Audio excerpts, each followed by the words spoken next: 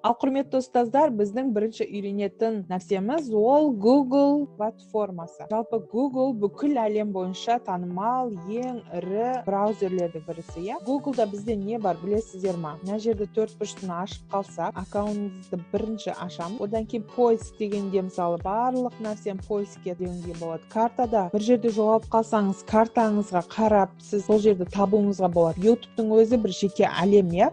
5-ші сабақта айтатын боламын. Play Market, почтаны мысалы қазіргі уақытта әлем бойынша ең көп қолданылатын Google почталары екен. Meet, Zoom сияқты программа. Контакт, мысалы телефоныңыз контактілерін сақтап қойдыңыз, иә? Телефонға сақтап қойсаңыз, ол телефоныңыз жоғалып қалса, бұзылып қалса, контакты жоқ болып кетеді. Ал мына жерге сақтап қойсаңыз, ол контактыңыз өмір бақи тұра беретін болады. Диск, бұл бізге ең қажетті диск. Енді біз аккаунт ашайық. Мына жерде войти деп тұрады, немесе сіз Google-ға создать аккаунт деп жазуыңызға болады. Создать аккаунт деген кезде мынандай Google аккаунт деп шығып тұрады. Один аккаунт для всех сервис Google дейді. Бір аккаунтта барлық сервистарды жасауға болады. Создать аккаунт дегенге кірейік. Создать аккаунтқа кірдік. Мына жерге имя дегенге есім, аты жөніміз жазамыз. Дүмбебаева. Мына жерде автоматически Google логиніңіз шығарады. Егер ұнамаса, мына астындағы басқаларын өзіңіз жазуға болады. Ақмарал дегеннен кейін нүкте қоюыңызға болады. akmaral.dumbebaeva@google.com. Пароль.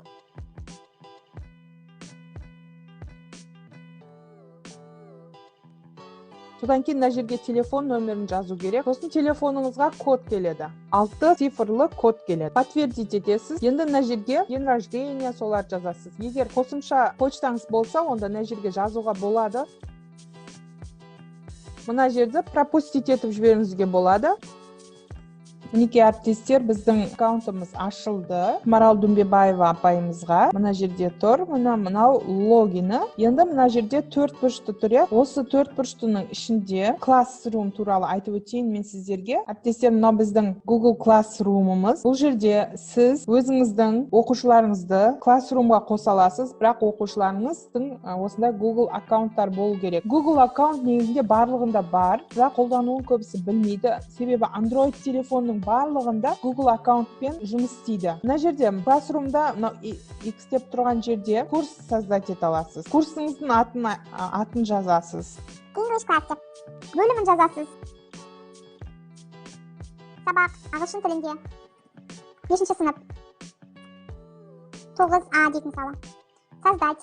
Сыныбымыз создать етілді. Мына жерде код бар. Сіз осы кодты оқушыларға копировать жасап жібересіз. Бұл жерде сіз не істей аласыз? Темасын өзгерте аласыз, сурет жүктеп, фонды өзгерте аласыз, задания қосасыз мына жерде. Әртүрлі заданиялар құрастыруыңызға болады. Мысалы, документтің өзін былай жүктеп қойсаңыз да болады мына жерге. Енді біз Google Forms-пен танысамыз. Мына жерде мен сіздерге айтып өтейін, Google-дың барлық продуктылары. Chromebook, Google Do, бұл жерде біз тек қана Gmail-ді көп қолданамыз, Google Play-ді қолданамыз, Google Ассистантты қолданамыз телефонмен. Формы деген тұрады.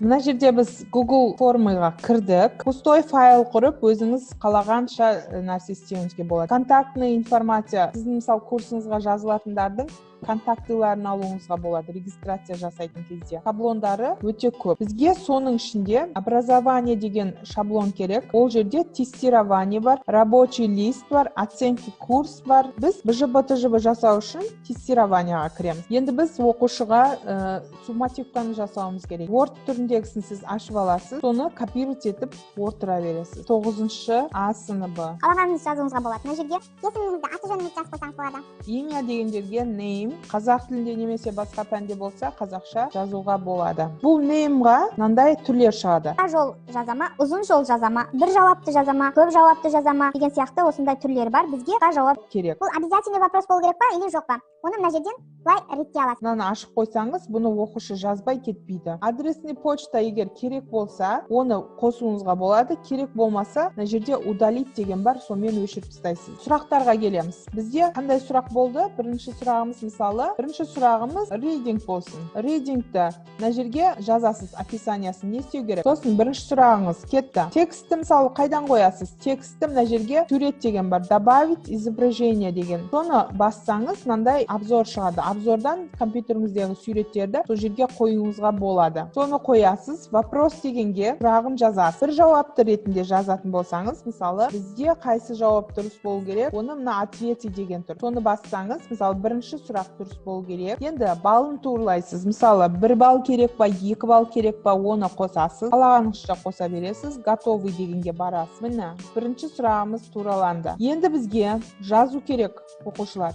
Writing болу керек. Екінші сұрағымызды writing қылайық. Ол жерде уже абзац жазу керек. Бір абзац жазу керек. Ответиға кіріп балын турлайсыз. Мысалы 5 балл ма, 6 балл ма, готово дейміз. Мынау артықшалары керек емес болса, удалить етіп дауыңызға болады. Ал мынау суретін өзгерткіңіз келсе, мына жерде настроить тему деген бар. Қалаған суретіңізді таңдай аласыз. Енді оқушыға бұны қалай жіберем? Бұл жерде отправить деген болады. Отправитті басасыз. Мынау ортадағы, бұл жерде мысалы короткий деген бар. Короткий сілтеме және ұзын сілтеме. Короткий сілтемені көп қолдануларыңызды кеңес бермес едім, себебі кей кездерде бұл кейбір телефондарда ашылмай қалады. Сол үшін ұзын сілтемені ала беріңіз. Мына сілтемені копировать жасайсыз. Енді соны WhatsApp арқылы оқушыларыңызға жібере аласыз. Google аккаунты болмайтын оқушыларда қалай болады десеңіз, онда оны мынау настроиттан туралауыңызға болады. Мына жерде біріншісінде требуется вход в аккаунт деген тұр. Мына жердегі галочканы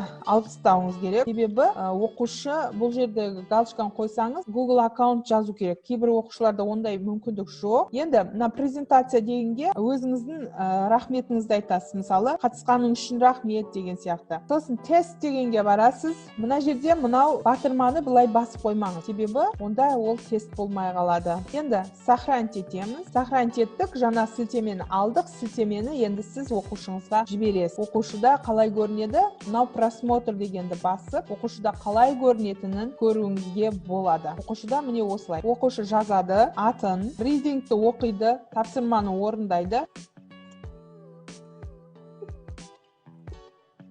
Отправить етеді. Отправить еткенде оқушыда thank you деп жаңа жазғаныңыз шығады. Осыны балын көре алады оқушы, өзінің қанша алғанын. Мінекей 2-де 0 деп тұр. Бұның жауабы сізге келіп тұрады. Қай жерден көресіз жауабын? Мына жерде ответы деген тұрады. Осы ответыға кіресіз. Ответы дегенге жауаптары түседі оқушының. Оны сіз вопрос деген жерден қарай аласыз. Мысалы, Ләззат тапсырған. Тапсырған оқушылардың тізімі астында тұратын болады. Сосын отдельный пользователь дегенге кіріп, менің қалай тапсырғанымды көресіз. Мысалы, мына бірінші сұраққа қате жазыппын. Қате жазсам да, сіз маған баға қоятын болсаңыз, онда мынау 2 дегеннің қасында былай көтеруге болады бағаны. Сохранить етеміз. Сонда мен 2-де 2 балл алдым. Мінекей. Осы жалпы Google Forms'тың құрылымы. Google Forms'ты түсініп алатын болсаңыз, бұл ісіңізді әлдеқайда жеңілдетеді. Сіз мысалы мына жерде 2-де 2 деген баллды алып, күнделік кезекке қойып отырсаңыз болады, немесе өзіңіз қайда қоясыз, сол жерге қойып отырсаңыз болады. Google Forms'қа кірдік, БЖБ-мызды жасап оқушыларға жібердік. Сонымен қайдан тауып аламыз? Формсқа кіреміз ба қайтадан? Жоқ. Google аккаунтқа кірген кезде мына жерде 4 бұрышты тұрады. Осы жерде диск деген тұр, мінекей. Дискқа кіресіз, жаңа электронный флешка деп айттым ғой, сол. Кірген кезде міне сіздің жаңа неңіз тұр, жұмысыңыз, БЖБ жұмысыңыз, және Classroom деген тұр, папкаңыз тұр. Енді сіз осы жерден ашып көре бересіз, туралайтынын туралай бересіз.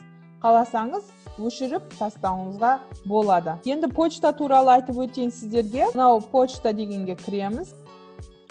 Әріптестер, мынау біздің Google почтамыз. Почтада өте ыңғайлы, өте түсінуге оңай. Мысалы, почта жіберетін болсаңыз біреуге, мына жерде написать деген тұрады.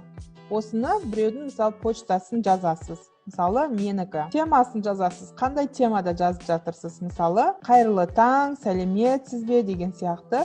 Сосын негізгі мақсатыңызды жазасыз. Негізгі мақсатымызды жаздық. Енді сау болыңыз, немесе ісіңізге сәттілік дейміз. Почтаңызды отправить етсеңіз болады. Бұл жерде, мына жерде мынаны прикрепить етіп сурет жіберсеңіз болады, видео жіберсеңіз болады, документы жіберсеңіз бола береді. Құрметті әріптестер, мінекей осы біздің Google туралы айтылатын барлық ақпараттарымыз. Сіздерге толық ашып айттым деп ойлаймын. Енді сіздерге бірінші тапсырма Google аккаунт ашу. Өздеріңіздің Google аккаунттарыңыздың логинін маған жазып жібересіздер чатқа. Барлықтарымыз солай үйреніп Google аккаунтты қолданайық. Себебі оның функциялары мұғалімдер үшін өте тиімді.